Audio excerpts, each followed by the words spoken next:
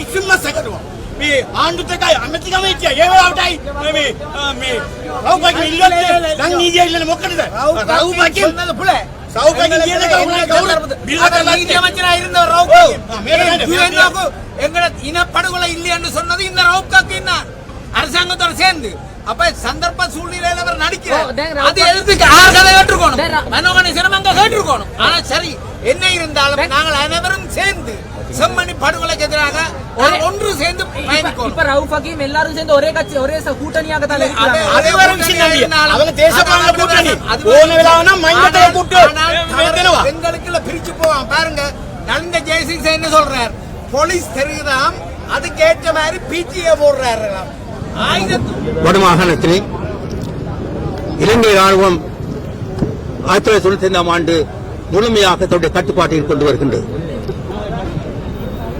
ராணுவம் தன்னுடைய கட்டுப்பாட்டில் இருக்கின்ற போது அங்கு பாடசாலை மாணவி கிருஷ்ணாந்தி குமாரசாமி ராணுவத்தால் கைது செய்யப்பட்டு வன்முறை கொடுக்கப்பட்டு கொலை செய்யப்படுகின்றார்.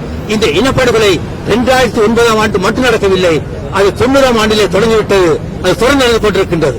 எனவே இதற்கு நீதி வேண்டும் என்றால் இவர்கள் செய்ய மாட்டார்கள் என்றால் இவர்கள் ராணுவத்துக்கு பயந்தவர்கள், ராணுவத்தினை பாதுகாப்பில் இருக்கின்றவர்கள். இதை ராணுவம் செய்தது. எங்களுக்கு தெரியும், மாத்தளையிலே ஒரு சமூக புதைந்து கண்டுபிடிக்கப்பட்டது. அது மக்கள் விடுதலை முன்னிலையுடைய உறுப்பினர்களுடைய புதைக்குழி. அதற்கு நீதி கேட்டு நாங்கள் பாதையில் இருக்கின்றோம். ஆனால் ஜேபி அதற்கு நீதி கேட்கவில்லை, இன்று வரை நீதி கேட்கவில்லை, விஜயவீரருக்கு நீதி கேட்கவில்லை, அவர்களுடைய உறுப்பினர்களுக்கு நீதி கேட்கவில்லை.